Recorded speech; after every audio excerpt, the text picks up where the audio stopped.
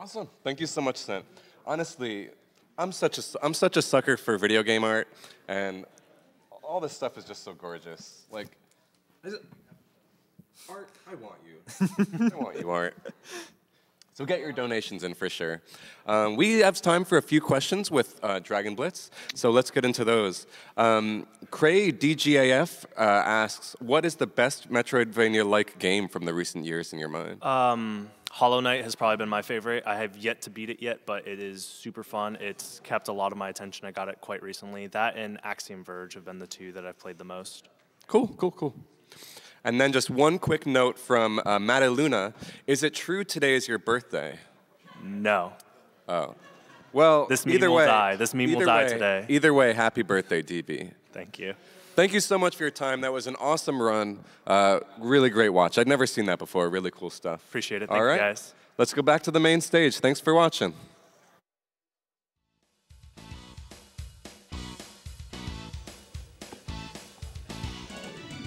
Howdy folks, Gindo Keshi hosting here for y'all today. We're gonna go straight into our next game, Kirbymastah with Fire Emblem 8, The Sacred Stones.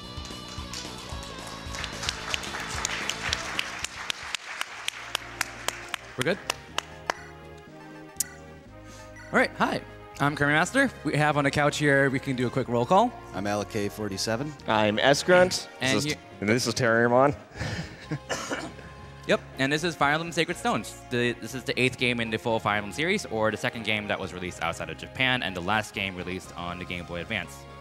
Unfortunately, the route that we take between Ephraim and Eirika's route, I have to cut off the donations very soon. Has that been cut off yet? I can give it like 1 minute, basically, to cut off.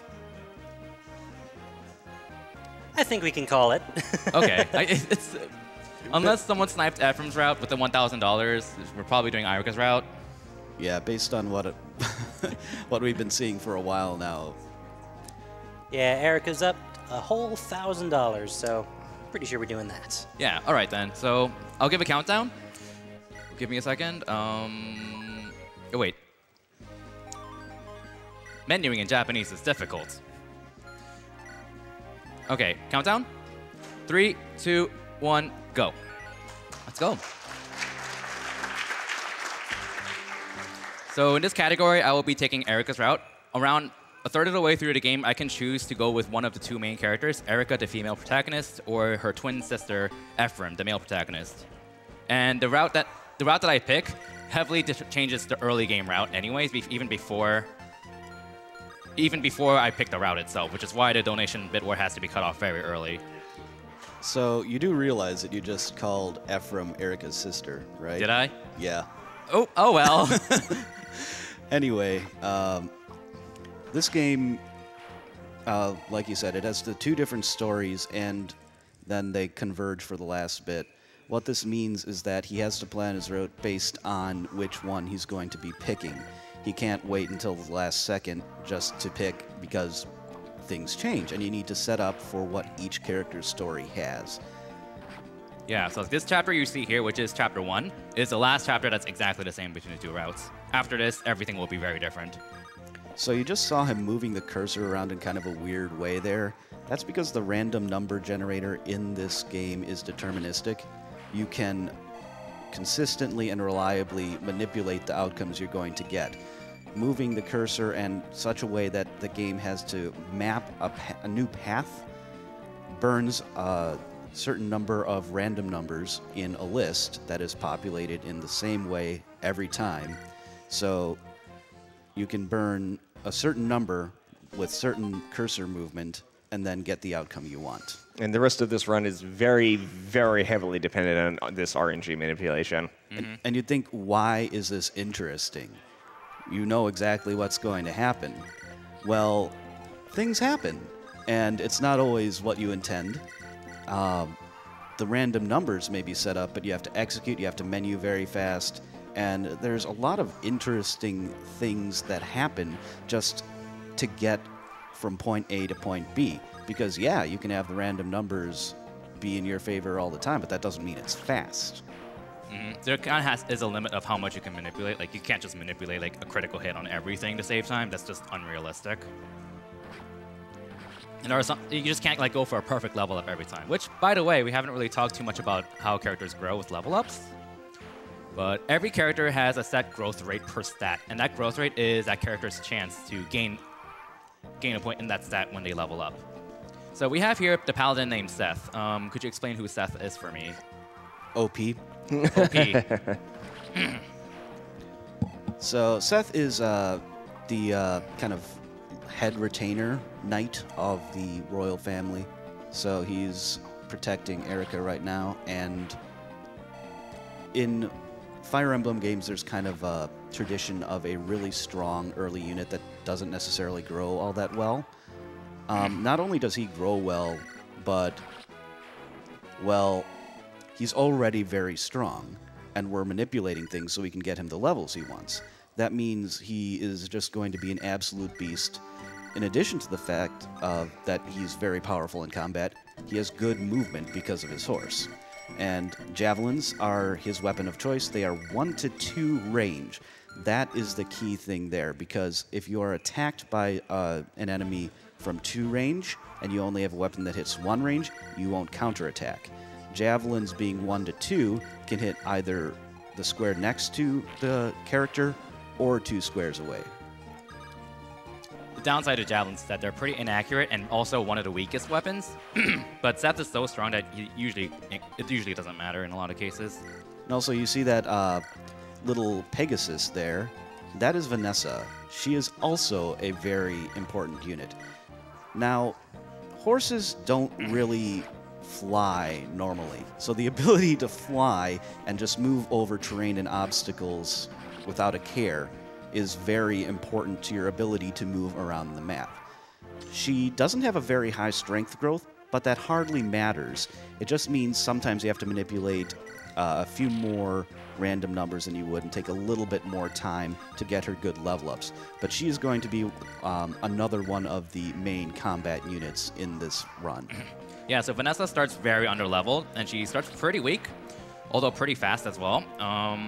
And given that having 2 really overpowered units, one being a flyer, one being Seth, really makes the game a lot easier. So my goal is to feed Vanessa as much experience as I can without losing much time. And there's going to be a point later in the run where I want Vanessa to be at level 10 with good stats, so I can promote her, which is a mechanic in most Fire Emblem games where you promote a character from tier 1 to tier 2. That is strength, speed, defense, by the way. Yeah, so those stats, basically, just a quick rundown. You have your health, hit points. That's exactly what you think it is. You have your strength, which is what plays into the ability to deal damage, or for magical characters, magic. You have skill, which affects, among other things, your ability to hit and crit. And you have speed, which is your ability to either double attack or not get double attacked by other in combat, basically. And then there are the defenses. There's strength and defense and resistance. Defense is physical, and resistance is magical. And finally, there is luck, which is the last point Seth gained on that level that he just got. Luck factors into most equations, but is not weighted as heavily as the primary stat for that equation. So generally speaking on level ups, we want to look for strength is by far the most important stat. You need strength to do damage. No amount of RNG manipulation can prevent you from doing 0 damage. And speed is also very important, although it's actually not as important as you think in a manipulator run for Sacred Stones, because Vanessa and Seth are already really fast for the most part. Although you still want speed, it's just not as important as skill, actually. Skill is a stat that's really important for a manipulated run, because every 2 points of skill gives you 1 point of crit. And you can't manipulate a crit if you don't have crit, which is really important for some cases. So that is HP, strength, skill, and defense. And if you're wondering, wait, isn't this a game about, like, military conflict? Why are there zombies, weird eyeball monsters, and skeletons? Well, that's part of the plot of this game. Basically, there's this seal with monsters, and it's kind of being degraded and broken down, and you have to stop that from happening. You know, you gotta respect the lore. Yeah, so we haven't talked about chapter goals, but there's multiple different chapter goals. For this current chapter, okay, good. For this current chapter, it is a route chapter, which is the general term for a chapter where you're required to defeat every enemy unit on the map. These tend to be the longest chapters in the run, but also usually sometimes the most interesting because it requires you to spread out your units to efficiently take out a lot of units across the map. Because one of Seth's main weaknesses is that there's only one of him. So, same with Vanessa. There's only one of her. So, you have this axe user named Garcia. He's actually a pretty decent unit, pretty solid base stats for the early game. So he's actually strong enough to 2-hit KO all these skeletons here. Yeah, basically the way to think about it is skeletons are the most similar to your basic human enemies of any of the undead. The zombie types have tons of hit points, but not really any defense. And the eyeball ones are just, they move around, they have a lot of speed. Well, no, and a magic attack. They're flyers and use magic, but they're not fast. Which is why Seth using javelins is important, because that lets him counterattack all the eyeballs. Because their magic has 1 to 2 range. We don't care about Garcia's level up. He's only a short-term unit. We only really care about level ups for Seth and Vanessa for the most part, because those are the 2 long-term units we want to use. Level ups on other characters usually don't matter. And you can see that village there. Not all of the villages have things that are important to the run, but there are a few that do. Yeah, visiting that village recruits loot, but a lot of casual players don't know that loot joins you anyways at the end of this chapter, as long as Arthur's alive. So sometimes it just takes a village. Alright, so this boss is a defeat boss. This chapter is a defeat boss chapter. And I don't turn on animations usually, but I think we're going to have some animations for this because, you know, we're in a marathon, and most people agree that the GB Fire Emblem animations are the best in the series. So this strat right here is a strat originated from Rudath. He is a Fire Emblem TASer and also does some LTCs, which is a challenge, abbreviation for a challenge of doing a low turn count. This strat here is courtesy to him, where basically I have Garcia carrying Seth. He's giving Seth to Vanessa here. And now Vanessa is able to drop Seth across the village and then be in range of the boss for next turn. So I can kill the boss on turn 3. Meanwhile, I'm putting Vanessa kind of in danger here to feed her more experience. But we're going to watch some animations. I think we're good with that. So, 8% crit. Seems good. If you're a Vanessa fan, you're going to love this run, by the way. You are really going to love this run. And that is a very good level up. The left stats are the stats you want to look for. They're HP, strength, skill, and speed, which, as we mentioned before, strength, skill, and speed are the 3 sets that are the most important. Fun fact, I found this RNG seed completely by accident, because when I was routing this on an emulator, I accidentally killed an extra unit with Garcia, which you saw me do earlier, and then I ended turn, and I thought I made a mistake, and then this all happened, and I'm like, wow, what are the chances of this? Wow. It's funny how the RNG just lines up perfectly like that. So Vanessa just gained a weapon rank there. That's key for a couple units particularly. It'll come up more later, but weapon experience just... Bye, Joshua. Rip. Yeah. Yeah, Joshua tries to get a 30% crit on Vanessa with a 50 hit, but Vanessa just gets a 3% crit on him back. That's how you properly crit. She shows him how it's done. But weapon rank allows you to use more advanced weapons and also has a few other bonuses that don't really come into play until later. As you can see, that weapon is dealing a lot of damage to Vanessa, and that brings into play another mechanic for this game and the Fire Emblem series pretty much as a whole, and that is weapons are sometimes effective against other units more than some units more than others. So that bow has a damage number, its might. That number is tripled against flying units. So not the wielder's strength, just the weapon's might is tripled. And there are some other weapons that are really powerful later in the game that only get doubled, but we won't see those until a good 45 minutes in. All right, so this is what we call a Gaiden chapter. Gaiden is kind of a term in Fire Emblem games where I think it literally means side story. Yes, it does. They're usually optional side quest chapters in a lot of Fire Emblem games, but in this case, it's required. So we actually have a chapter where you use Ephraim, the other protagonist of the game. And we have this guy named Orson. He's basically a temporary Seth. Spoiler alert, he betrays you after this chapter. Oh, no. Oh, no. All right. This chapter is really, really boring because it's a Cease chapter where I have to get Ephraim to the very end. And it's just no real way to speed it up at all. Like, you just have to kill whatever's in the way, and it's just really boring. I think there's a solution to that, though. Yeah, the isn't there? enemies have a lot of sympathy for me, so they decided to kind of get out of my way to make this a less boring chapter and unequip all their weapons and rescue their friends, because they really fight for their friends. So what happened there is called the enemy control glitch. There are a couple ways to activate it, but the general principle is that you have to reset when an enemy ends their turn on an actor tile. What is an actor tile? Well, in this case, it's the far upper left tile, which becomes one after you open a door or a chest or something like that. Also, later on, you will see him use the torch staff as the primary method for activating the glitch. When you use the torch staff, the tile you use it on becomes an actor tile, and you are then able to use the enemy control glitch by soft resetting on the proper timing. Yeah, so I wanted to point out these two enemies. This guy's a monk. He uses light magic, and this guy is a soldier. He uses lances, but they decided to try to trade professions, but it's not going very well. They just don't know what to do now. A Yeah. lot of this is actually planned, like them rescuing their friends. That's just so there's less movement. Enemy movement obviously takes time, so he wants to minimize that. All right, so I bought 10 javelins with 4,000 gold. I'm going to use my remaining 1,000 to buy a torch staff. It's funny how that math works out perfectly, because I actually need all 10 javelins I got. All right, so this is what we call a fog of war, where your vision is very limited. Most characters have a vision range of 3. You can't see past that. But there is a really helpful tool called the torch staff, which, as Alec mentioned, when you use the torch staff on a tile, you can see around that tile. But when you use that tile, also becomes what we call an actor tile. So in that specific spot, what we're going to see happen is the very first enemy that moves in this chapter is a soldier. He's going to kind of step on that, and then I can just reset there.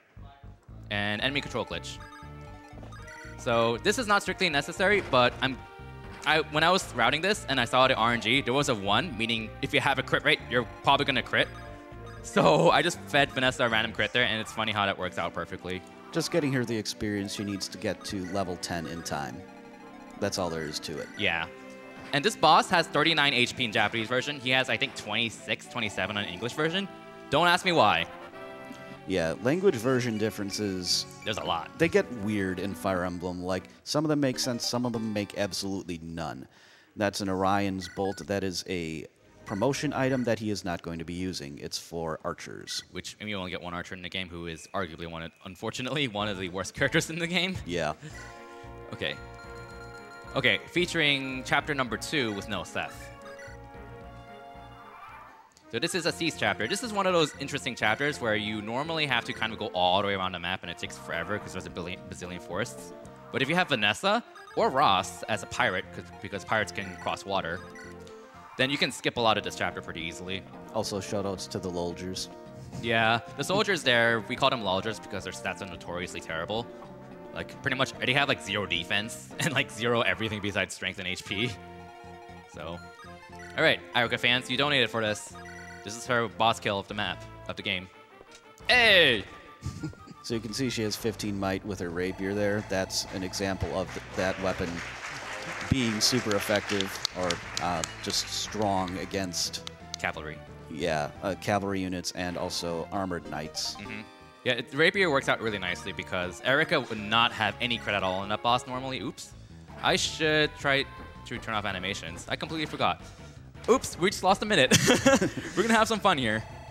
So yeah, he doesn't bring many units just to speed up the turns, and now the enemies are all going to be attacking Vanessa. He needs to grind some experience and levels on her, of course, and there's also just the fact that you can't really prevent them from attacking without enemy control glitch, and that's not really worth it in this map. Yeah, like you can enemy control glitch this map technically with the upper left corner tile, but it's like not worth it. In fact, it would take minutes. It should be I think. impossible because there's no changeable tiles on this map. Yeah, that's true. Yeah, that's you true. can't. Never mind. There's no way to enemy control glitch this.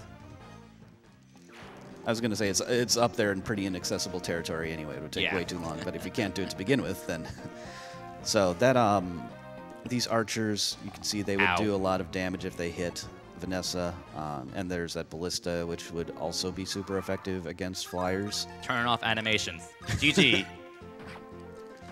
Yeah, so the animations don't affect the random number generator, fortunately, but they obviously do take time. So for most of the combat, they're going to be off. He just wants to show off a few of them, like he said, because they're cool. Yeah, they're cool. Orson betrayed us. Spoiler alert. Okay, so Arthur Colm. This chapter is another Seas chapter. It's one of my favorite chapters, actually, with respect to the route, because normally, if you just want to beat the chapter, you would have Seth just carry Eirika and just go to the end and just kill everything in the way. It's kind of boring. But we have two other side objectives to make. One, this is a chapter where at the end we want Vanessa to be level 10. She's currently level 7, now 8, I think. So we still need to keep feeding her more experience. And she's becoming quite powerful. This is probably going to be the best Vanessa you're ever going to see, by the way. On the other hand, you also, to promote someone, you need their respective promotion item. In Vanessa's cape is the Elysian Whip. And there is a chest with the Elysian Whip in the very upper left corner of the map, which costs around 2 minutes to get, but it already pays itself off over the 2 or 3 chapters after it. Yeah, the Elysian Whip is the promotion item for flyers in general. In this case, you get either a Pegasus Knight or a Wyvern Rider, depending on the route that you use. And in order to use a promotion item, the unit using it needs to be level 10. So it's not just to make Vanessa stronger that he's leveling her up, because he wouldn't necessarily have to give her as many levels if he didn't have to get her to level 10. Just for strength purposes alone. It's because she needs to be level 10 to use the item. Alright, so yeah, I'm basically having Seth and Vanessa carry Colm and Eirika. Colm is a thief that joined us a few chapters ago. Thieves, if they have a lockpick, they can open chests and doors for us, which is really handy, especially in the chapter here. Also, here, have a 2% crit. Bye.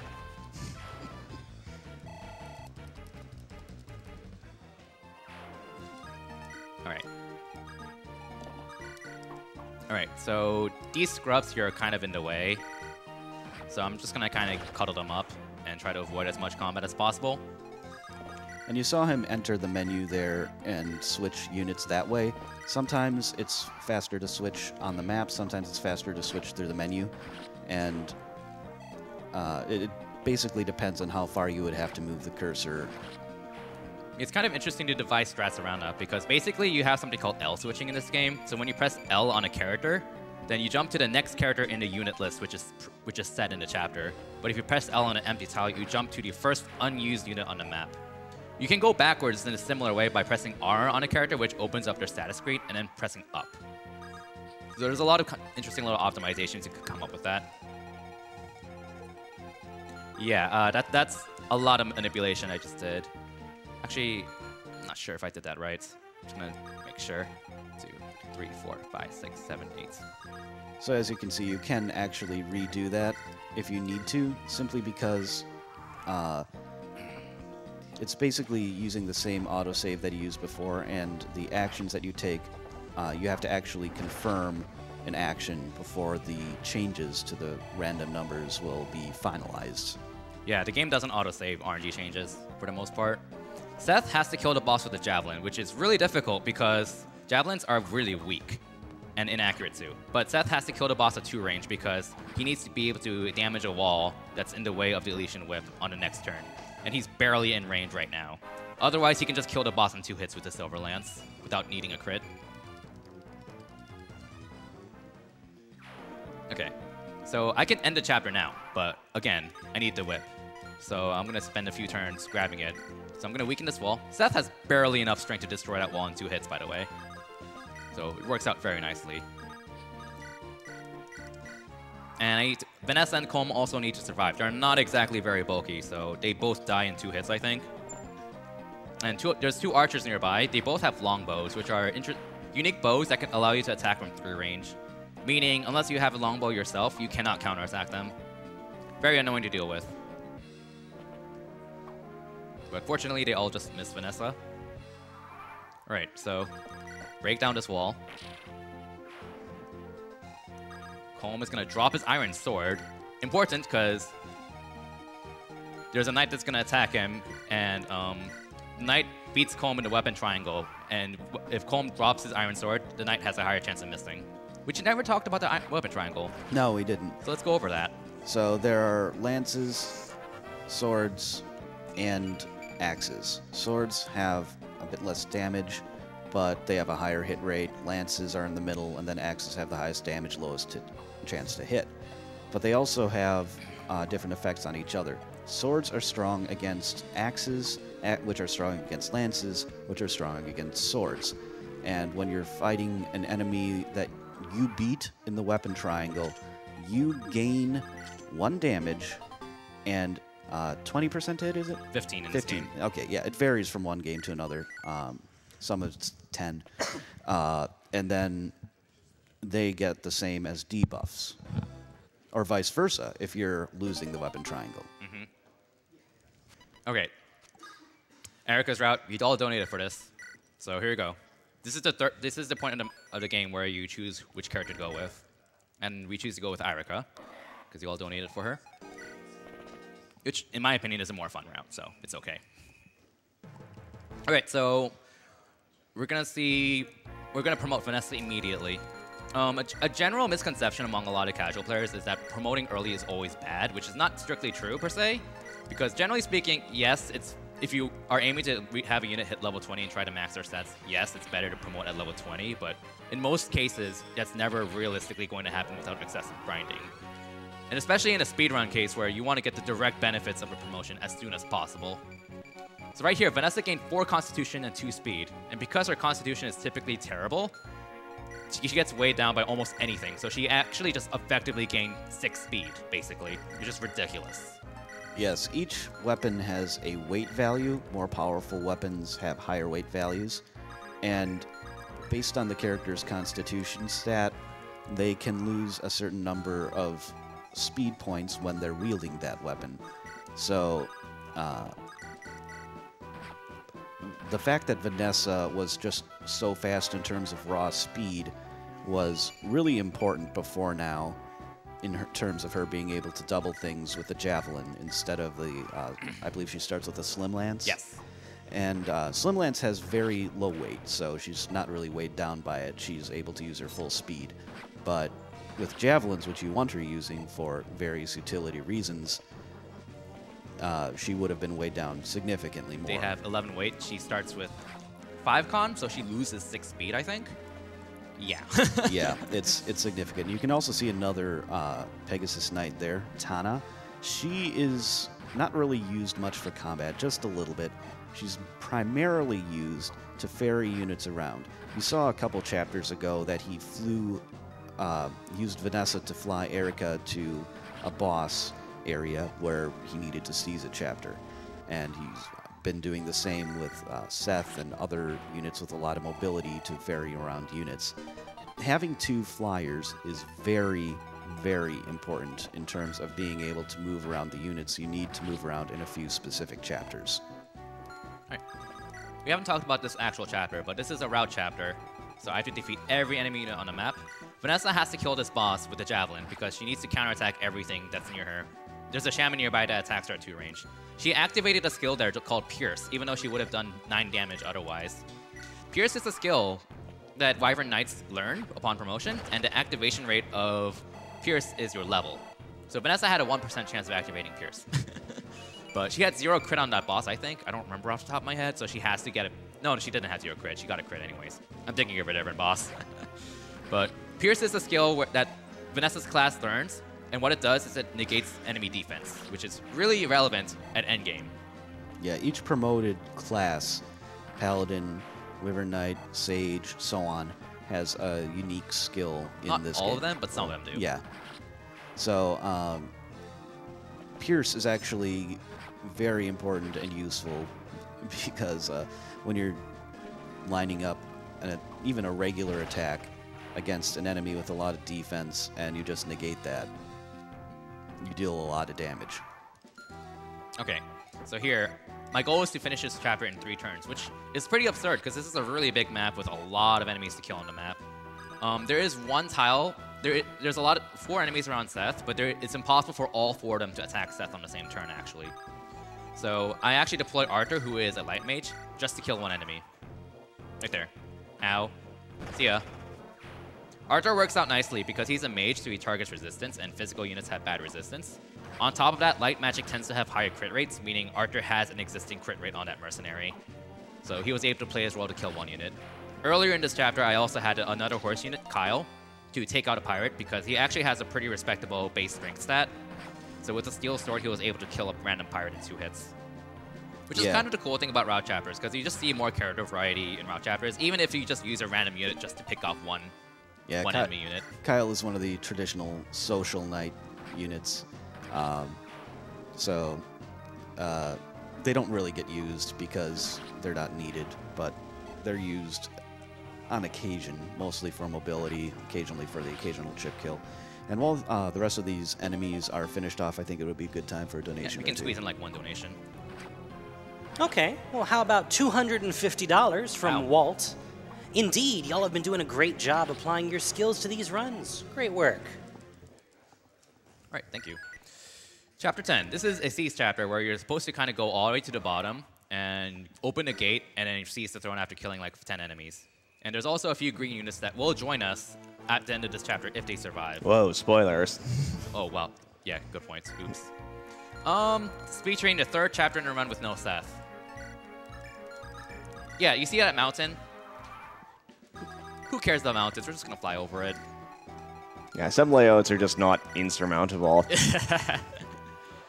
Yeah, so Tana there is going to ferry Eirika most of the way, and then Vanessa's going to take her and drop her. That's a pretty common technique for ferry strats. Yeah, because when you rescue someone, you cannot drop them on the same turn. You need to just have someone... If you want to move someone on the same turn you rescue them, you have to use a 2nd unit to drop them on the same turn, which is what I did here. That right there is a sniper. He's Ines. He's a pre-promoted archer. Archers tend to be not good in most Fire Emblem games because they can't counterattack at 1 range. And that's still true for Ines, but he's really useful in a few cases for this run, which you'll see soon.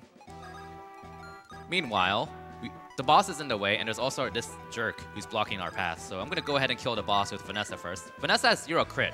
She needs to land a Pierce instead, which is around a 1 or 2% chance. So there's a Pierce animation if you like it. And see ya. And on top of that, she gets a good level, hopefully. Yeah, you're going to see those 3 stats a lot. FYI. Specifically, the first 3 of those. Yeah, the first Strength, 3. skill, and speed. Those are the primary offensive stats, so those are the ones that are going to be used a lot, because if you need your character to dodge, you can usually manipulate it. And this is for you Tana fans. She gets a crit. And peace out. Alright, this next chapter is a Fog of War. It's also a route chapter, so I need to defeat every enemy unit on the map, but you will see a bit of the enemy control glitch again. Basically, the general gist of this chapter is that you're in a building that kind of winds back and forth, and it's really annoying to navigate. There's also a bunch of enemies in the bottom left corner of the map. And there's a bunch of forest tiles in the way. The problem with Seth is that he's on a horse, a grounded horse, and grounded mounted units suffer a 3 movement penalty through forest tiles. Grounded infantry units usually suffer a 2 movement penalty. So that's why I'm going to be using Vanessa to take care of the lower left corner, while Seth kills everything in the building. And given that this is a longer route chapter, this will be a good time for a few more donations. Absolutely, and speaking of Seth, $20 from Anonymous. I'm really happy to see my first Fire Emblem game getting a run out, so I just had to make my first donation to AGDQ during it. I'll add another $1 on for each level that my main man Seth ends on. I actually don't remember. I don't remember off the top of my head. I think it's like either. 14, 15, something like that. You'll see at the end of the run. Yeah. Remind me to check his stats before the last chapter. Absolutely. $15 from Old General Crash. Hey Kirbymastah, thank you for showing this awesome run of Fire Emblem 8, which to this day remains one of the best in the series. You could also use Amelia, but Seth is fine too. Shout out to the Fire Emblem Reddit community. $50 from the Proverbial Penguin. First time donator, long time watcher, had to donate for my favorite Fire Emblem game. Thanks for all the great games and even better stream. Also, Naimi for life. All right. coming up is the hardest thing in the game, and I'm gonna need some serious time for this. Yep. FYI.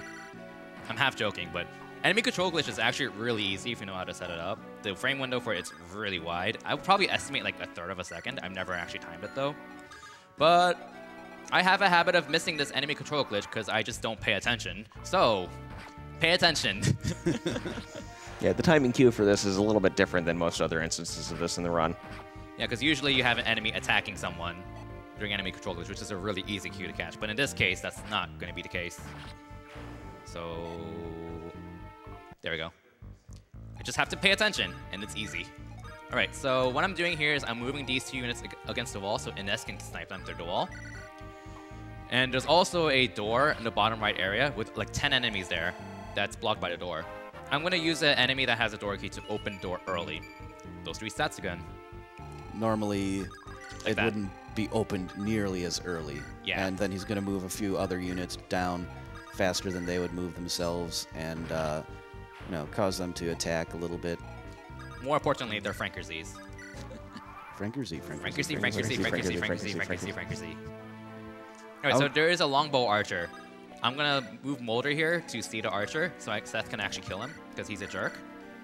And again, I can't counterattack longbow archers on enemy face, so I need to use a player face to take it out. Okay. And I need to manipulate Seth into gaining strength at the minimum next level. Of course, it's always important to get strength, but it's especially important here because there's going to be some Frankerz's that will attack Seth on the pillar, and the pillar gives a +1 defense, +20 avoid boost. Seth cannot double attack them, surprisingly, because they're very fast. Meaning Seth has to kill them in 1 hit, but because thanks to the defense boost from the pillar, he doesn't kill them in 1 hit anymore. But gaining strength on this next level up will give him just enough strength to one-shot these Frankerz's coming up soon. But yeah, there's not too much else to talk about in this chapter. It's just waiting on a bunch of enemies to suicide and kill themselves on Vanessa and Seth, so this is a good time for some more donations.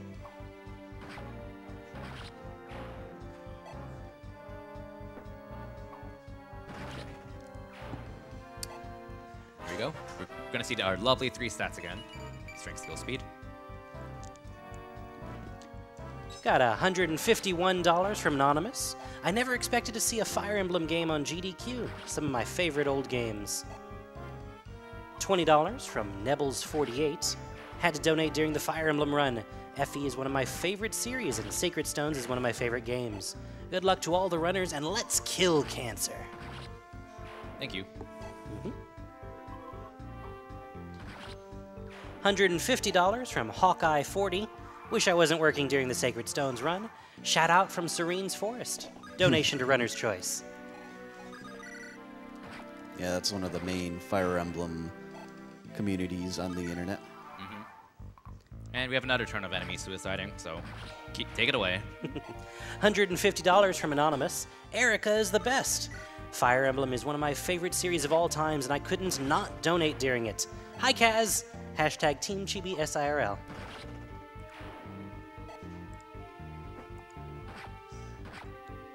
$5 from Rikito. Sacred Stones was the first Fire Emblem game I played. Love seeing games broken in half and am not disappointed. Donation to Runner's Choice. Thank you.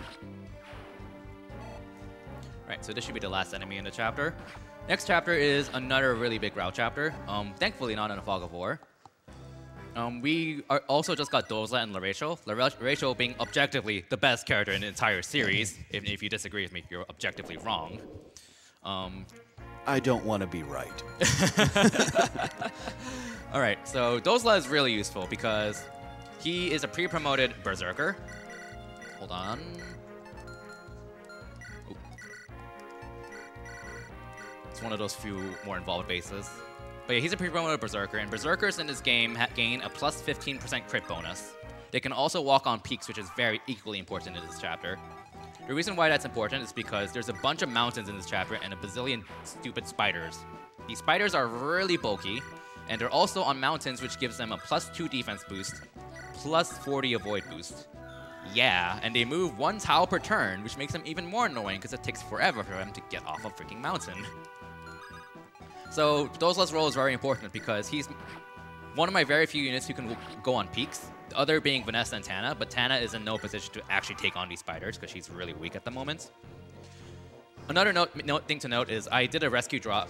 We also got another unit named Tethys. She is what we call a dancer. Dancers allow units to move again. So in this case, I had Tana rescue Seth, refresh Tana's movement so she can drop Seth across the mountain to skip half the map with Seth. Seth crossed an invisible trigger point on his map that triggers a bazillion reinforcements to spawn, and given that there's no way to directly avoid it, and given that this is a route chapter, I want him to spawn as soon as possible so I can clean them out immediately. So right there. I'm sure a lot of casuals probably got caught off guard by that, by trying to skip the map. I did for sure. So you see some Ines kicking butt here. And another unit we got is Saleh. He is a pre-promoted sage. He has really respectable base stats, and he can pretty much kill anything he wants for the most part. If any of you have played... For the fans. All right, go ahead. If any of you have played the previous game, Fire Emblem 7, Blazing Sword, you may be familiar with Pent. Saleh is kind of like Pent, not quite as good. You could call him Pent Light. But he's still really good and really useful. Okay. Yeah, so the thing with Saleh is that if you saw the Fire Emblem run last year, you saw some significant use of the rescue and warp staffs, which you get late game, which allow you to warp faraway units to the staff user and vice versa. Those two staffs require having a B rank and A rank, but Saleh only starts with C rank staves, unfortunately. So we're not going to see those staffs used at all in this run because training Saleh's staff rank to B rank costs way too much time to do, and also wastes some of his turns that he could be better spending in a speedrun setting. So it's kind of unfortunate, but this run is still very fast. So those gargoyle enemies have pretty high defenses and strength, but they don't really have much resistance at all. So those two that are down by Saleh are pretty easy pickings for him. And here we go. Another level. I think I've seen that level up. Speed. Have you? I think it's my first time seeing that. All right, so there's going to be a lot more enemy killing since this is another route chapter. So it's probably another good time for some more donations. Yep. Sounds good to me. $33 from Karma Jolt. Fire Emblem. I hardly knew him. Also, marginally fun fact, the Sacred Stones in this game are the same Sacred Stones from Double Dragon 3 The Sacred Stones. Eirika's route is nice, but it doesn't give you a chance to recruit Bimmy. Anyway, keep up the great work. This is Karma Jolt, and I'm telling my friends you're great. Bimmy Lee is best Lee. $50 from Cabs. I love Fire Emblem. Makes me feel really smart, like when sending a single person to take out an entire army every battle. Classical tactical maneuver. $20 from Dux Tim. Had to donate during the Fire Emblem run. I love Fire Emblem, and I want to see Cancer get the boot. Good luck, Kirby.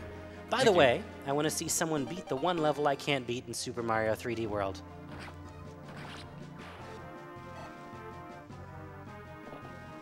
$10 from Ninian. I have to donate during the Fire Emblem run because it's my favorite game series, and because not only did cancer take my grandfather many years ago, but it also just recently took my boyfriend's grandmother. Cancer is a horrible thing, and I hope this donation will help to end it. Good luck to the runner, and may the RNG goddess be with you. Thank you for the donation, and I'm sorry to hear that. $50 from Lady N. So many people in my life have been suffering from cancer in some form. Some survived and some did not. This donation is for all of them in the hopes that this disease will finally be cured soon. $10 from Kurth101. Lost both my grandmother and dog to cancer last year, so glad this is going to a good cause. Shout out to the Odd One Fire Emblem community for getting me into the series. Looking forward to this run. Something interesting to note. There's a unit you can recruit on this chapter called Ewan. He's what we call a trainee unit, similar to Amelia and Ross. They're kind of like a tier 0 unit.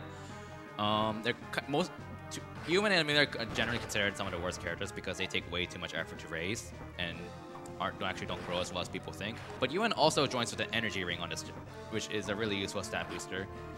Unfortunately, it's actually not really directly useful in the Eirika's route, but you do actually use an energy ring to get into Ephraim's route, which is interesting.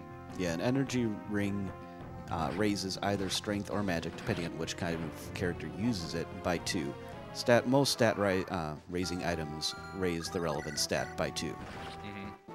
And as energy, given that strength is like one of the most important stats of all time, it's like probably, there's usually only like 1 per game because it's such an important stat booster for good reason. Okay, so the chapter is almost over. All right, and we have like 3 units left, I think. And if this goes right, Vanessa should gain our lovely 3 golden stats again. Lovely. All right. So the next chapter coming up is an 11-turn defend chapter. And in an Ephraim route speedrun, we actually use Cormac as our main flyer because he has better, more reliable base stats than Vanessa. And he joins at a better time. In Eirika's route, he joins significantly later, and it requires waiting like at least 7 or 8 turns for him to show up on this chapter, which we can actually just end in 1 turn. So, oh, spoiler alert. But unfortunately, so that's why we stick to using Vanessa, because she's around for longer, and just recruiting Cormac is just stupid in this chapter. Availability is a legitimate factor you have to bear in mind when you're looking at a unit. So we got Garrick. He's a pretty useful one-range unit. He has really good base stats, and it's already level 10, I think. Yes. And we have Ines, who's going to ride his Ballista and kill this fun unit here. Bye, Amelia. Angel Thump. Angel Thump, indeed. Kirby, how could you? Oh, well. Oh, well, she's not going to add much to the run anyways. I can tell so many people are going to be angry at me for that. That is not part of the route. I routed it in for fun.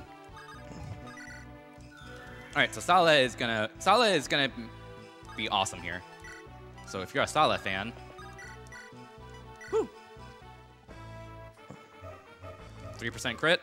This boss is incredibly bulky. Like he's able to tank a crit from Salah, which targets resistance too. So killing this boss in 1 turn is actually really difficult. And it's also very important that he used that specific tome because you can see only a 3% chance. He got 5 from the tome, so it would have been a 0 because it was less if he had been using his other magic tome. But he will be using that other tome, Hellfire, instead of Thunder, quite a bit because he does need to grind some weapon experience on Saleh so that he's able to use an even more powerful tome, Excalibur, later on. Yes, so the Thunder Tome gives Salah 1 weapon experience per hit and 2 weapon experience for a killing blow. So typically speaking, if Salah 2-hit KOs an enemy with Thunder, he gains 3 weapon experience. With Hellfire, that is actually doubled. So in other words, you gain 4 weapon experience for a killing blow and 2 for a hit. But the downside to Hellfire is that while it is more powerful and actually more accurate than Thunder, it actually weighs him down a bit, which makes him unable to double certain enemies. Whoa, I always forget to turn off animations. It's all right. So a little bit of ironic timing there. We just got $20 from IC254 who says, Amelia is best girl. You're objectively wrong. Also, don't forget... Okay, good. I was going to say. I apologize. Not really. Getting flashbacks to RPG Limit Break there. Yeah, so Salah plays kind of an important role here because not only do we need to raise his weapon experience, but there's a lot of 1 to 2 range enemies on this map. And Salah plays the role of just clearing the path for our mounted units, Seth and Vanessa, to go through. This is a classic Siege chapter, so my goal is to eventually have Seth and Vanessa carry Eirika and Tethys, the Dancer, to the throne as quickly as I can. So a bit of manipulation here. So this guy here is a thief. You can recruit him by talking to him with Laracial, I think, but he's in the way, and he's useless for us, so we're just going to kill him. He's very fast, so we cannot actually double him. So you have to manipulate a crit with Thunder on him. And that item he just got is rather important. It's not important for the run, but it's very useful otherwise. It's called a Members Card, which allows you to visit a secret shop, which I think there's a secret shop in this map. It's in the green patch to the left of the throne, I think. I don't remember off the top of my head. But we're not going to use the secret shop in the speedrun. Yeah, those are places that you can get all sorts of interesting things. And there are speedruns of Fire Emblem games that do use it, but you just don't need it here. Fire Emblem 6. The speedrun for Fire Emblem 6 goes to the secret shop to buy boots, because you can literally buy boots there, which permanently boosts your movement by +2. So you have like 14 movement Roy running around in the speedrun. It's great. I think they realized how stupid it was after that game, so you can't buy boots anywhere after that. Yeah, boots are actually really hard to come by in this game, even with the post-game content that they added. Yeah, you can get infinite boots in this game, but that requires doing some manipulation with the Lagdo Ruins. There's actually a guide for manipulating that somewhere on GameFAQs where if you do the manipulation properly, you can always spawn an enemy that drops at boots. Swift Souls in this game, but I'm just going to call them boots because it's a stupid name in my opinion. And then you could just get 15 move, everyone. 15 moves is the max movement for every character, so it's kind of funny. Alright, so this chest is very important. It has the spear, which is going to be Vanessa's main boss-killing weapon towards the end of the run. Because the spear is the third most powerful lance in the game, I think. It's the Silver Lance and the Vidofner, which is the legendary lance, are the only lances stronger than the spear. However, the spear is reasonably accurate. It has 1 to 2 range, which the other lances do not. Very important. And on top of that, what makes it a good boss-killing weapon is the fact that it has +5 crit. It doesn't sound like much, but given that I've been getting a lot of important kills with Sala, getting +5 crit from the Thunder Tome, it's pretty important for a manipulated run. You might even say it's critical. It's a very critical point. But yeah, that just goes into the idea of manipulating fast rather than manipulating more. Because if you use the weapon that has a greater chance to hit that will still kill, then you might have to do less RNG burn, and that's just faster. Mm-hmm. Right here, having Eirika and Tethys close together near the throne is really useful because thanks to Tethys being able to refresh Eirika, I can effectively have her seize the throne from 10 squares away. She's exactly 10 tiles away, and I want to be as far away from the throne as I can while being able to seize it because... excuse me. That means Seth can kill fewer enemies because you want to avoid killing enemies you don't need to kill. That's why there's 2 random knights just kind of surviving there, chilling. Alright, so Seth is running out of javelins, so Vanessa's going to give him one. Alright, here, have a crit. This crit is actually really annoying to manipulate, because as you can see from the stat screen, 42 hit is not very reliable. So even with a 30% crit, the chances of killing this boss is kind of low, because Seth also does not double attack this boss, since he's very fast.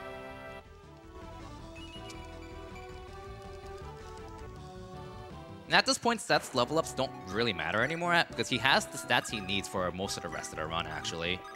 So it's not really important. It's not vital to keep improving his stats that much. He has what he needs, for the most part.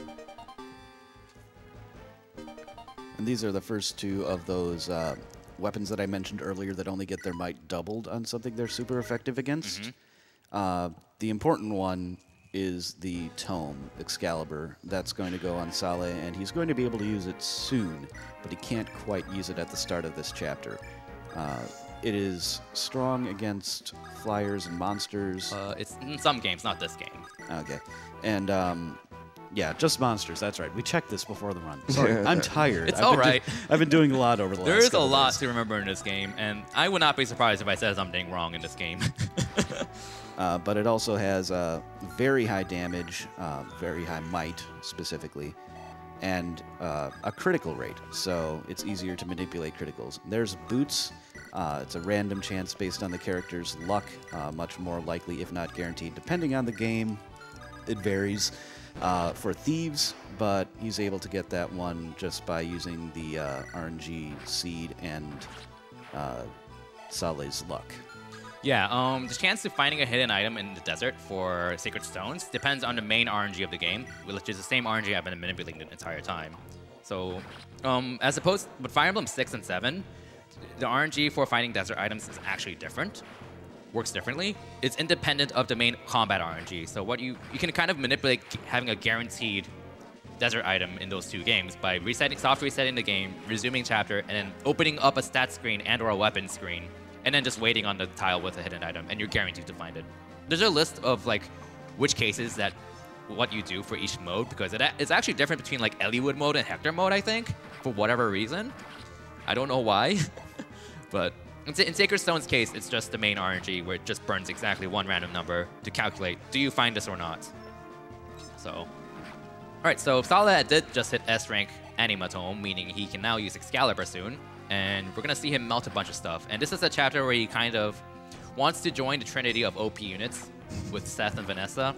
Unfortunately, he failed the test because he joins too late in the game. But he's still pretty awesome. His survivability is an actual issue because as a mage, he's rarely dodgy, but he cannot take like more than 2 hits. And it's really important to keep him as healthy as possible because he's going to be killing the boss in the bottom right corner. Manipulating a crit on the boss on top of the boss missing Saleh is like almost impossible. Yeah. It's just much easier to just have Saleh make sure he can take a hit from the boss and not worry about that. There are 2 bosses in this chapter, and they're both really strong. Yeah. But in the meantime, as you said, they're going to be melting a lot of units.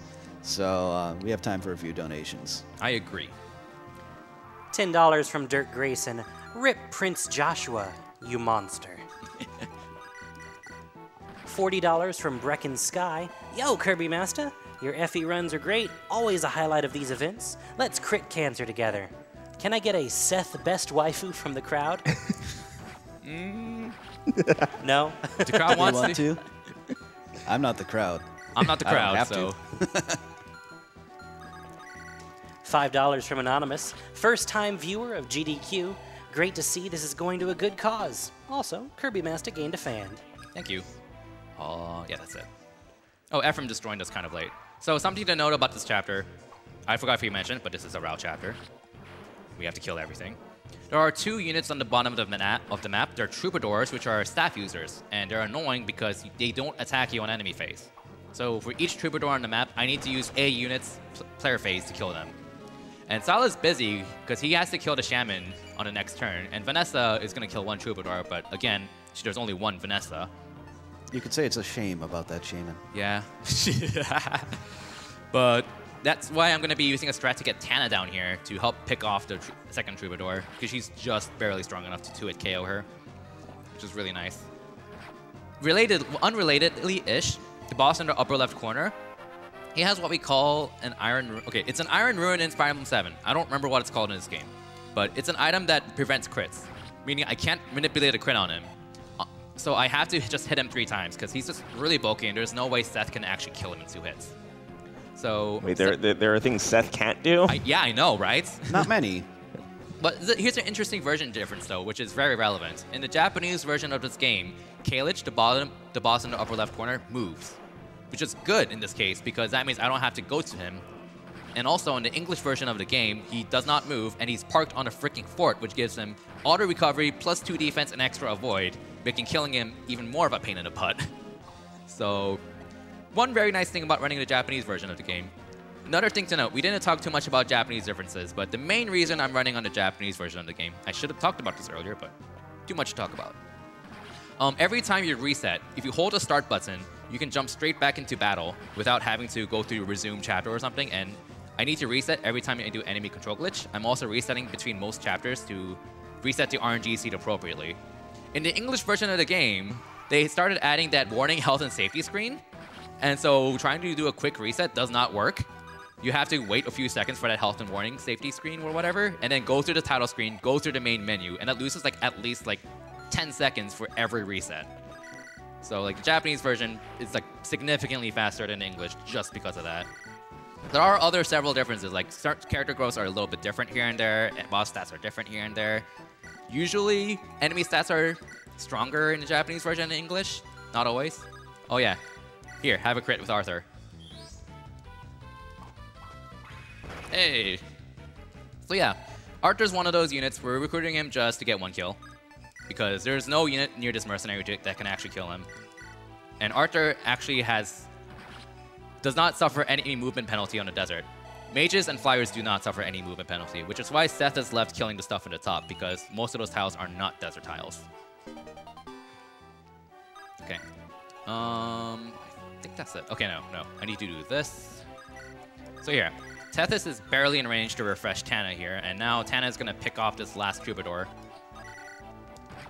And almost everything is dead.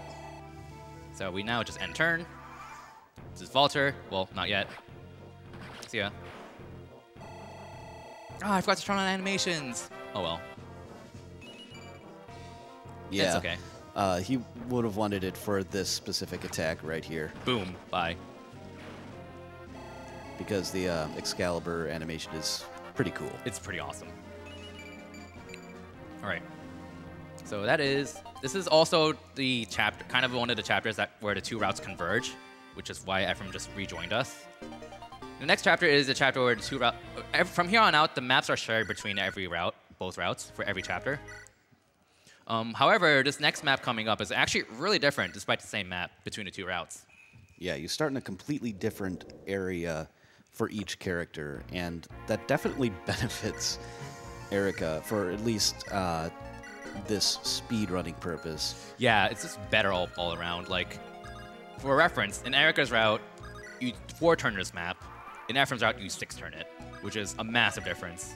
And not only that, the turns are longer in Ephraim's because you have to fight your way through a significantly larger portion of the map than you do as Eirika. Mm-hmm. She can get to the throne room pretty quickly, and you'll also notice him placing his units in a pretty specific positioning here in a few moments.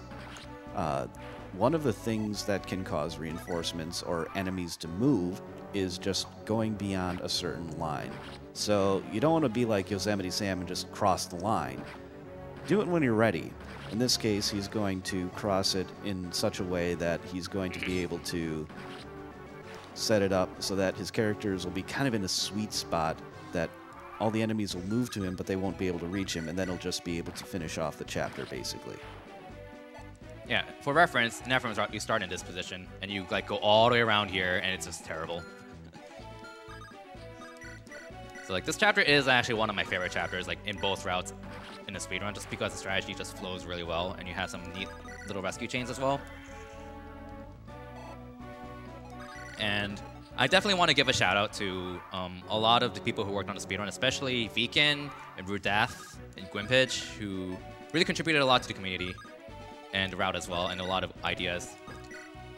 In fact, a lot of the route you see is based off of Viken's old TAS of the game.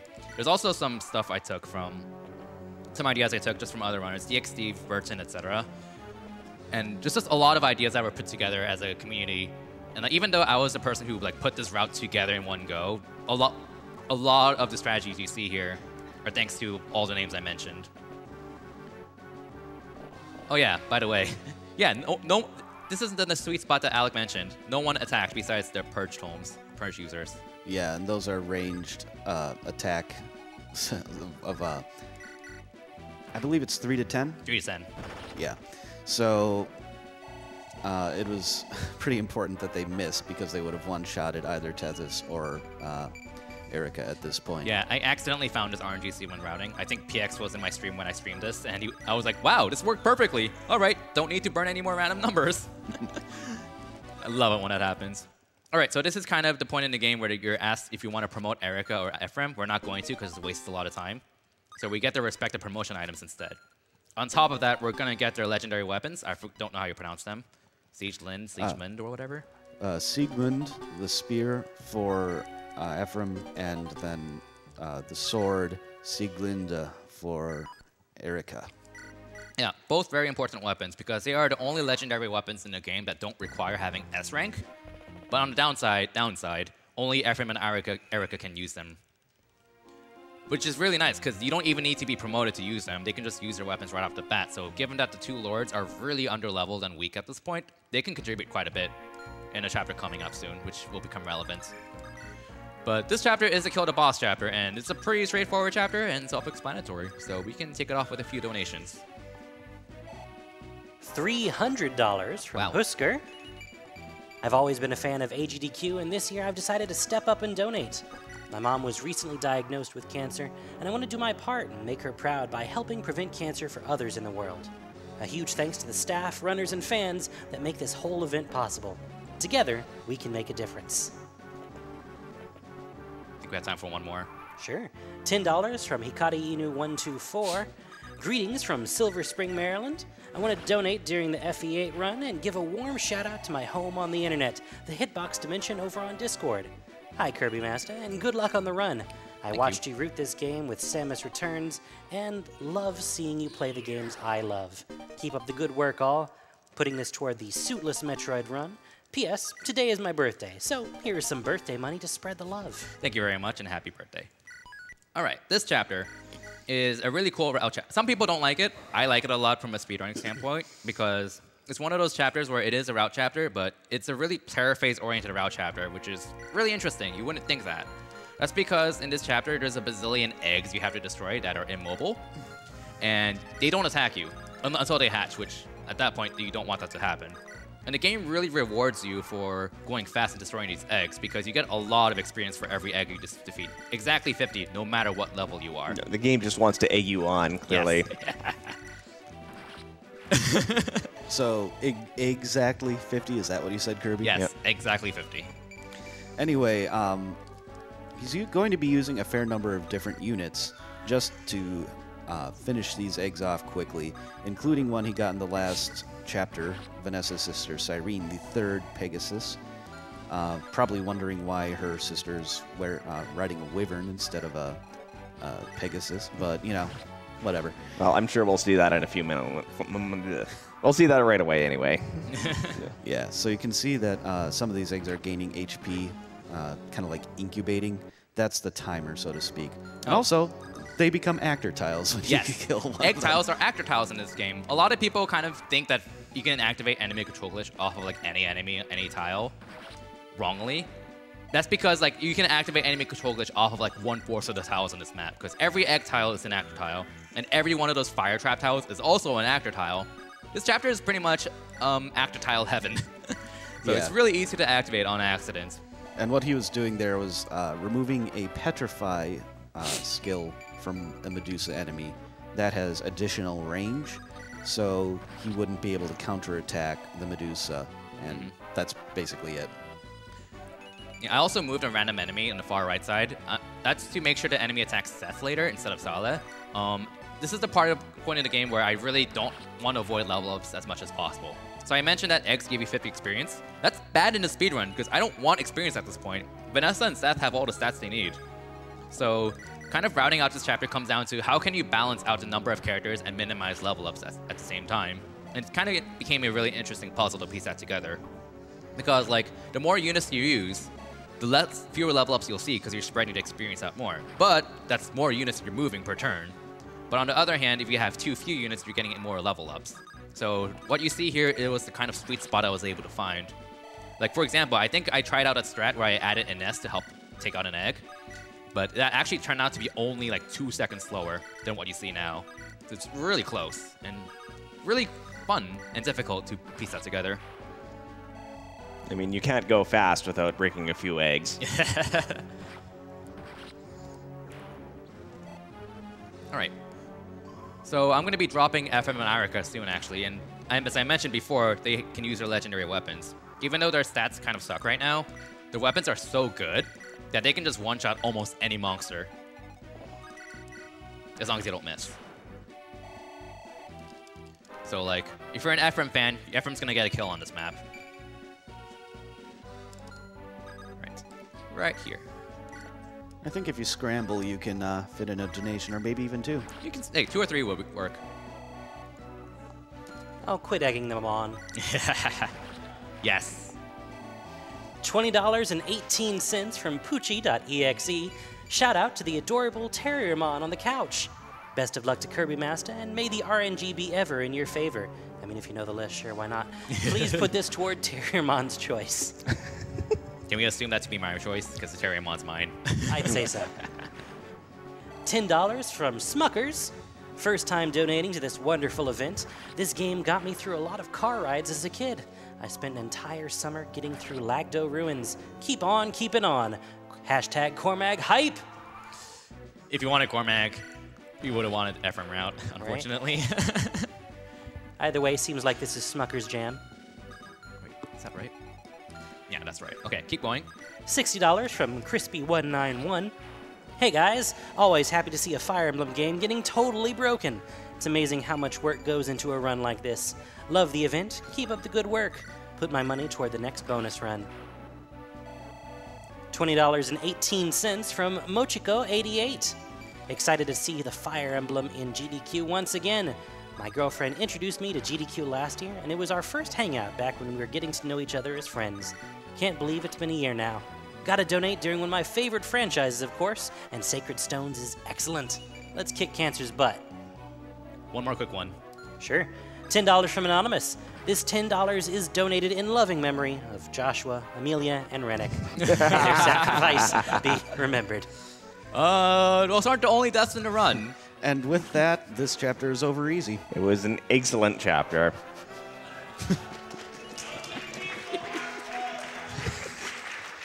Yeah, why don't we hear more applause for these puns? Come on. Too many boos. All right, this is the best chapter in all Fire Emblem speedrunning. I am right. You are all going to be wrong if you disagree with me. Why? Because we are going to see the Rachel. Yes! Wow, this crowd's pretty quiet. I'm very sad. Okay, on a serious note, the Rachel is actually really useful here because she has more movement than my other staff users. I could technically swap Solid or Molder to a closer tile, but it takes more time than just using Rachel instead. And she comes with her own torch staff, which is really convenient. So what you're saying is you're well-staffed. Yes. That one burned. That one burned. All right, so this is a very long defense chapter, but... Well, fortunately, we can just, torch their formations and run. Yes. All right, so I'm doing a bit of a rescue chain on the boss. Yeah, rescue chaining the boss is kind of cool. Because the boss is normally in the very bottom left corner, but I used some generals in the fog and moved some enemies out of the way, so I can now just kill the boss right now, and that will end the chapter early. And conveniently enough, I don't need to burn any random numbers to get the crit. So, yeah. All right, so I'm going to be getting a bunch of items here. I want to make sure. Hardest part of menuing. Good. Do not drop Eirika's sword. Good. I have a habit of just mashing A through here, because in Ephraim's route, you just mash A instead. Very easy to mix them up. All right, so this is the biggest map in a run, and a pretty massive siege chapter, but it's going to be kind of self-explanatory.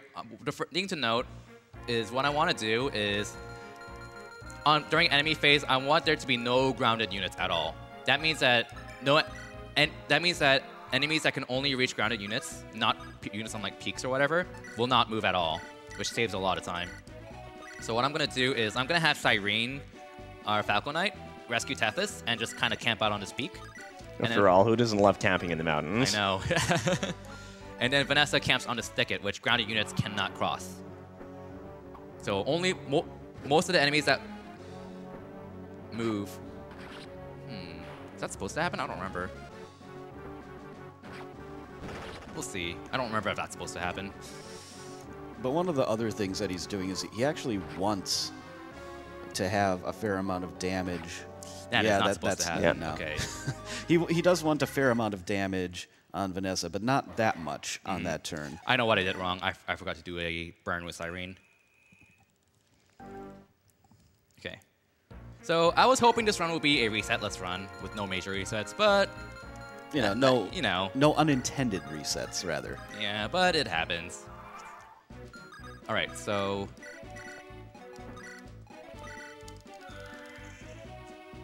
here's what I forgot to do. That. Very easy to forget. But like I was saying, he does want Vanessa to take some damage. Part of the way the AI prioritizes its targets is related to how much health a character has. So if they're about to die, they're in really low HP, they're more likely to be targeted. That's important because you're going to have a really easy to kill Eirika just kind of sitting out in the open, but she's not going to get attacked nearly as much because Vanessa is going to be at such low HP. And it's much easier to manipulate Vanessa to dodge than Eirika just because she has such higher stats, specifically speed being the main one. All right, fun fact. Gorgons can fly in the Japanese version. They cannot in the English version. I believe the Japanese version came out first, so they probably realized when localizing, wow, Gorgons really suck. Let's nerf them a bit so they don't fly in the English version. But yeah. All right, so we definitely have time for a few more donations before the end of the run, so take it away. $50 from Easyscape. Enjoying the Sacred Stones run so far. Keep it up, Kirbymastah. Donation goes to Runny's Choice. Thank you. And another $50 from Vice. Donating because Kirbymastah spoke the undeniable truth about La Rachel being the best character in Fire Emblem. Yes. Always enjoy seeing his FE runs. $50 again, this one from Nello. Just had to drop a donation during Fire Emblem, which is one of my favorite games. Lost my dad last year to cancer, so hope this helps people in the future. Big shout out to my girlfriend who introduced me to AGDQ last year. Love you, Kat. Oh, and donation goes to Runner's Choice. $100 from Space Drake 83, donating for a completely mad run of my favorite Fire Emblem game. Great job, Kirbymastah and crew, and let's conquer cancer. Also, Vanessa and Heroes win, Nintendo. Co-op. $20 from Anonymous. Thanks for speedrunning my favorite FE game. Mir is best girl. Shout out to Fire Emblem General.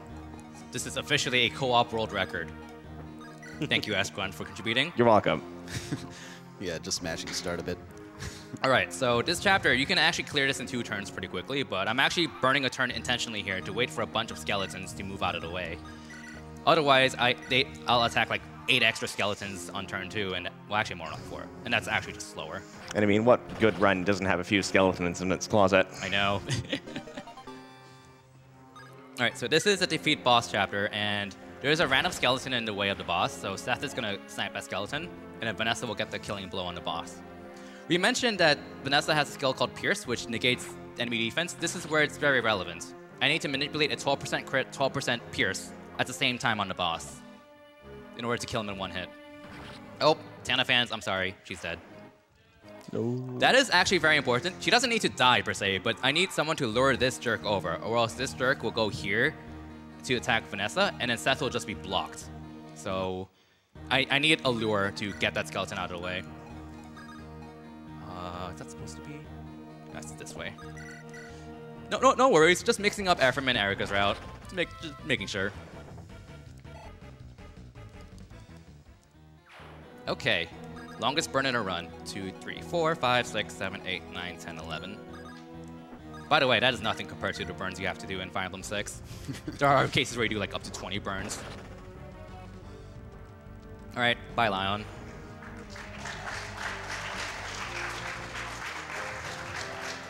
All right, how many Ephraim fans are in the audience? I want to hear as many cheers as you want. If there's enough cheers for Ephraim, I got a present for you. I want to hear from the audience.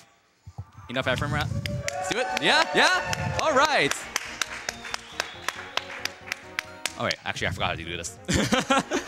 1, 2, 3, 4, 5. There we go. So normally, I would use the Daphner to kill this boss in 1 hit with doing 162 damage. I'm using the spear instead, because I feel like it.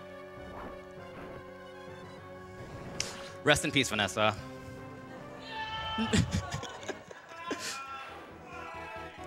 You see what you did, audience? You killed Good job, Vanessa. audience. It's all your fault. All right, let's have Seth have a go. You chose this. I mean, what can't Seth do, right? If Yeah. anyone should be able to Look at that damage crit. this boss, He's going to crit the boss. Oh. Ow. What level was Seth before he died? Oh, good point. Good question. Yeah, we can check that Let's now. check that now. well, Seth's not dead, fortunately. So Level we'll check it. 14. Yeah, those are his stats right now. All right.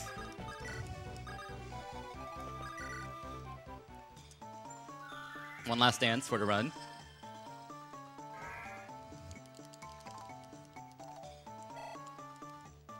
All right, this is for you, Ephraim fans.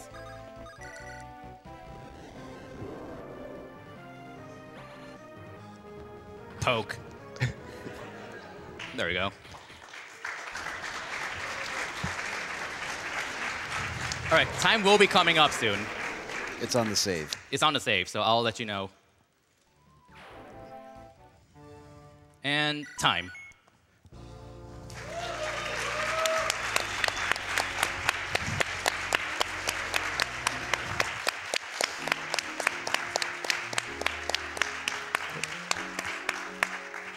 Yep, that's Sacred Stones in 1 hour 16. My record with Eirika's route is 106, I think, so given I was messing around and stuff a lot, this was a really good run. Pretty happy with it. Before I cut, I want to give a shout out to the Serens Force and our Fire Emblem community. There's been a lot of support, and it's also kind of how I got into a lot of being a fan of Fire Emblem as a whole. And I definitely want to give a shout out to especially Gwimpage, who's been probably my closest pal with respect to Fire Emblem and just helped a lot supporting me and such. There's also a lot of other members of the Fire Emblem community, TR143, Legrand Grand, DX Steve, I really hope I don't forget anyone, Veekin12, all people who really helped support me in the Fire Emblem speedrunning community. We're pretty small, but we get along pretty well for the most part, and we pretty support each other for the most part. So thank you very much for the community, and thanks everyone for enjoying this run. Next will be Metroid Prime 3 Corruption.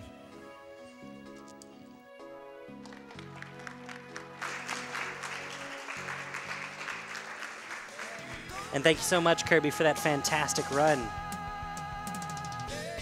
Coming up soon, we got Metroid Prime 3 Corruption, run by Claris. But in the meantime, we've got a couple donations. $50 from Anonymous. Here's just a little contribution. Let's make the world a better place. $15 from Anonymous. Had to donate during Fire Emblem for my husband and my friends, who are all obsessed with this series and got me into it recently too. A close friend of mine is fighting brain cancer at the moment, and he's always in my thoughts. Here's hoping cancer becomes a thing of the past sooner rather than later. All right, and we're going to pass it over to a quick ad break. It's been a net pleasure talking to y'all, folks. See y'all soon.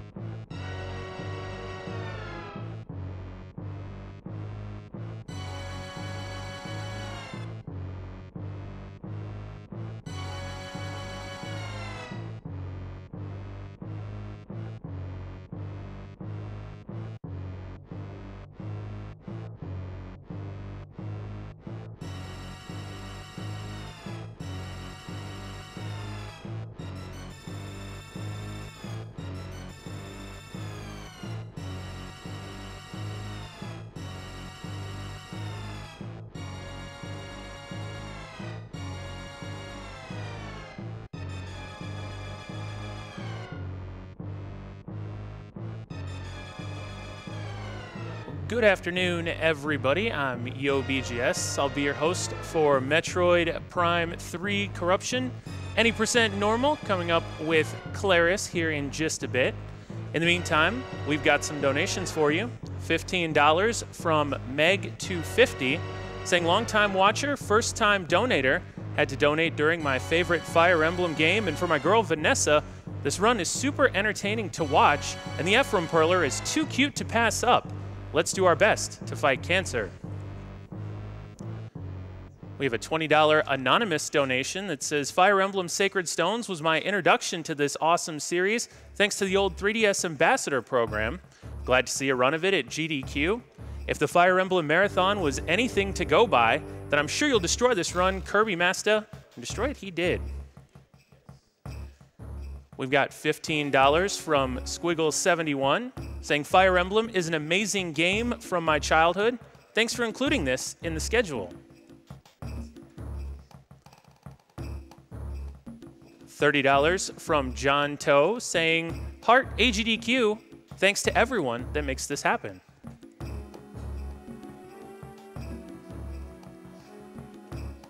Here's a $20 anonymous donation saying, donating for the first time during the Fire Emblem speedrun, seeing as how it's one of my favorite Nintendo franchises, and Sacred Stones is one of my favorite games.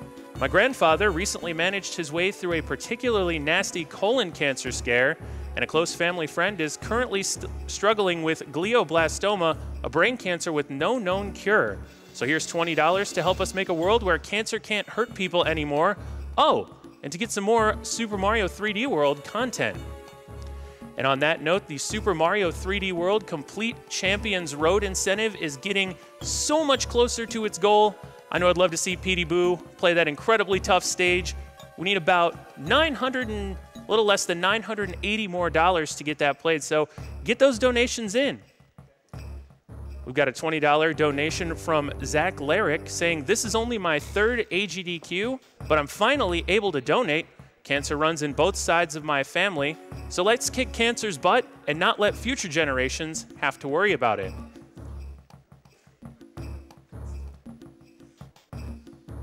We've also got a $150 anonymous donation with no comment.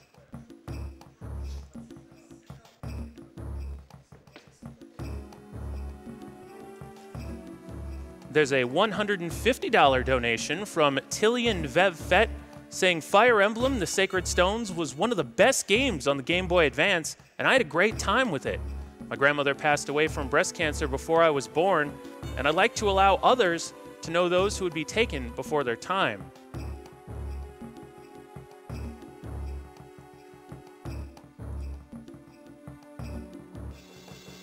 Mr. Autumn donates $5 and says, greetings from England.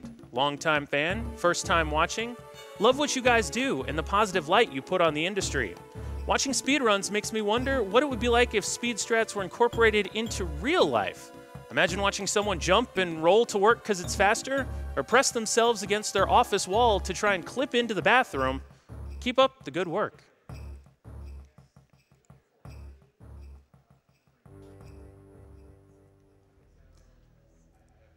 Just as a reminder, as we get into the Metroid Prime 3 Corruption run here in a few minutes, there are some awesome prizes that if you haven't had a chance to see, you should definitely take a look at them. There's an 80s retro wave Samus Aran portrait that's very unbelievably done. It's a $25 minimum donation. That's from Jace Thor. There's a Metroid Trilogy 2X vinyl soundtrack by Unfortunate Face. And we've seen a number of these vinyls pop up so far throughout GDQ, and they've been incredible, both the artwork on the albums and the albums themselves. It's a $15 minimum bid donation to get in for that one. Of course, we've got the big one as well, the PS4, the Xbox One, and also the Nintendo Switch. That's a $150 cumulative donation throughout the course of AGDQ. Can get you entered to win that one.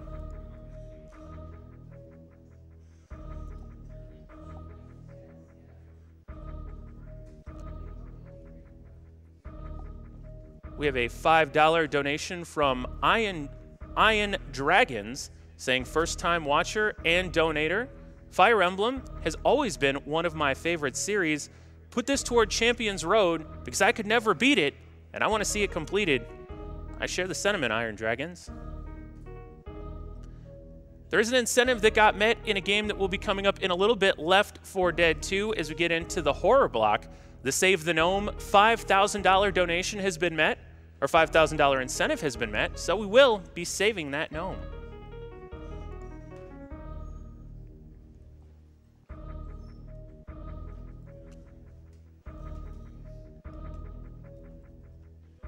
We have a $30 anonymous donation saying, this is my first time donating, and I just had to for my first and favorite Fire Emblem game.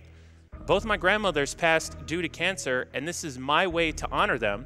Thank you to the organizers and runners for doing this.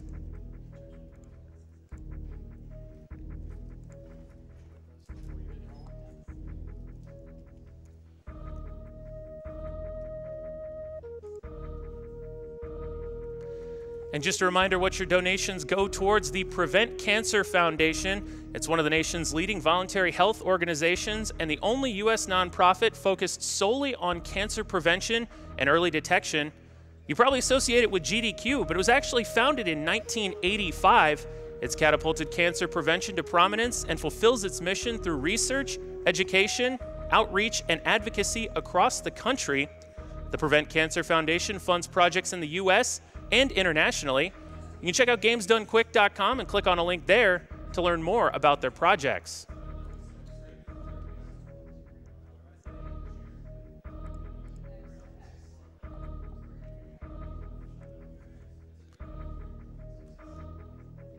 Of course, there are also a number of other great incentives coming up. Now, for Metroid, a little bit later on, you can decide whether or not Samus will be suited or suitless in the Metroid run. Of course, we're keeping an eye on that Super Mario 3D World Complete Champions Road. I know I want to see Petey Boo do that. That run's coming up after Claris takes on Metroid Prime 3 Corruption, any percent normal.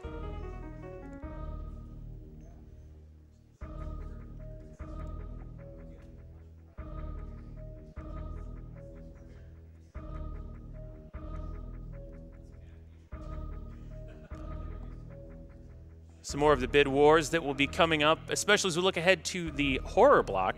In Dying Light, you can choose the language used for the Dying Light co-op run. And right now, it looks like Francais is the winning option, followed closely by German. You can decide whether Cubeface will play as Ophelia or Caleb in the Blood 2 The Chosen run. Right now, Caleb is winning. Ophelia has 22 cents. If met, the Wizards and Warriors run category will be changed to all bosses. That's a $6,000 incentive. It's at $1,250.50 of that. I say go for it because it's always nice to see the games be done harder and take a little bit longer. Got a $10 donation, a little bit more love coming in for Kirby. That Sacred Stones run was absolutely insane. I'm a newer Fire Emblem fan, and seeing that run revitalized my drive to getting around to playing the Game Boy Advance games. He says, let's pierce cancer where it hurts.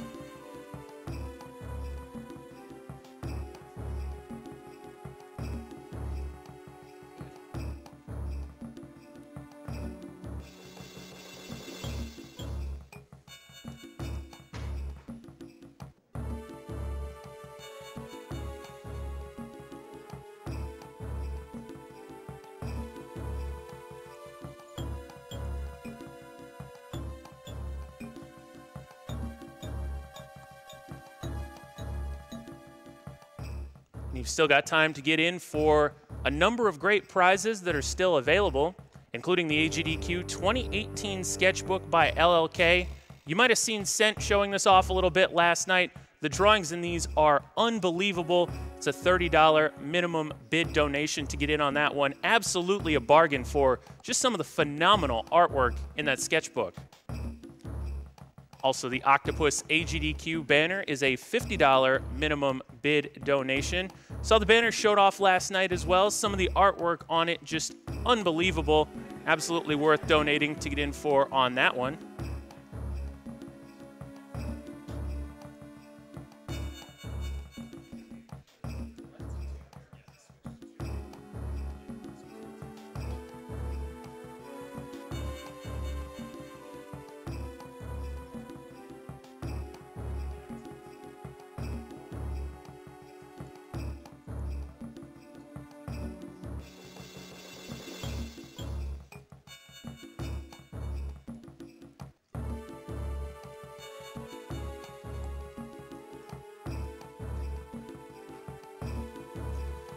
Got another donation as they finish getting set up here for Metroid Prime 3 Corruption.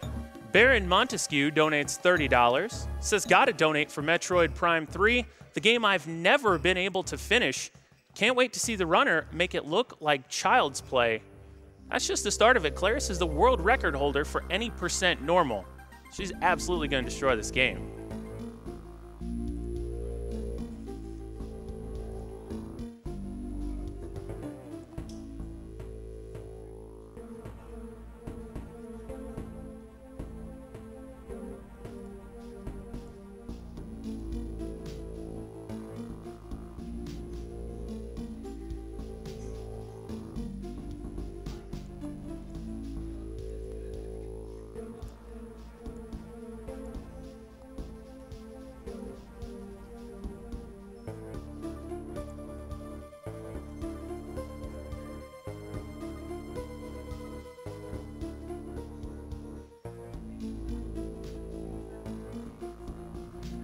Just a reminder, we've got a number of great prizes that will be available during the Metroid Prime 3 run, including that 80s Retro Wave Samus Aran portrait.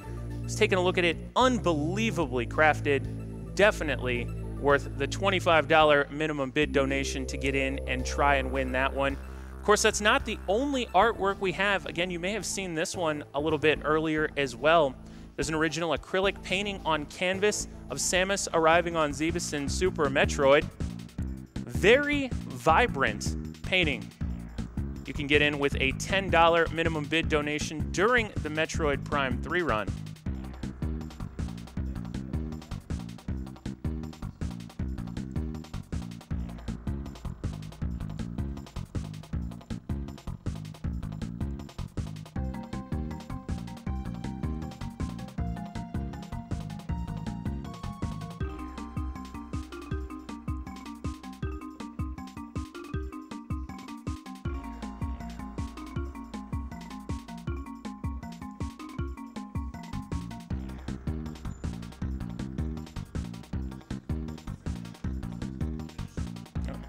All right, we are going to throw it over to Claris for Metroid Prime 3 Corruption Any Percent Normal.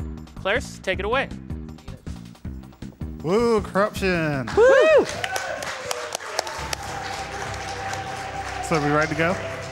Okay. 3, 2, 1, go. So, should we do roll call? Claris? I'm Proto Magical Girl. This is Witch's Hex. I'm Memory TAS. This shoulder here is Kirbymastah. Hi, Kirby. Hi, what's up? Hi. So the game starts out off with a bunch of cutscenes. I think this one is like about Dark Samus escaping from some Phazon or something, or... Yeah, I'm not quite sure what's happening. I don't remember either. Plot. This is the sequel to Metroid Prime 2 for the Nintendo GameCube. This game came out in 2007 with like less than a year after the Wii launched, and that will become very evident in like a couple seconds. Point of controls. Welcome to the future. We now have pointer controls instead of holding R and L to aim. Yeah, there's going to be a lot of random, pointless motion control things. They're not pointless. They add immersion. You gotta have the immersion. Metroid's all about the immersion. You must feel like you're in the world. Poke, poke, poke, poke, poke, poke. That's like one of my favorite parts of early game. Yeah, the start of the game is the only time you can poke it without losing time, so you gotta do as much as you can here. Wait, this code is always the same. Oh. Okay, so this is pointer controls, and so this is not the setup I'm used to sitting in. So, like, game might be slightly off. Yeah, at the start at least. Hopefully you'll adjust. Sorry. Coming up is pretty much the tutorial area. I pointed towards the screen. Truly, truly beautiful content. The future How of immersed video did you games. feel?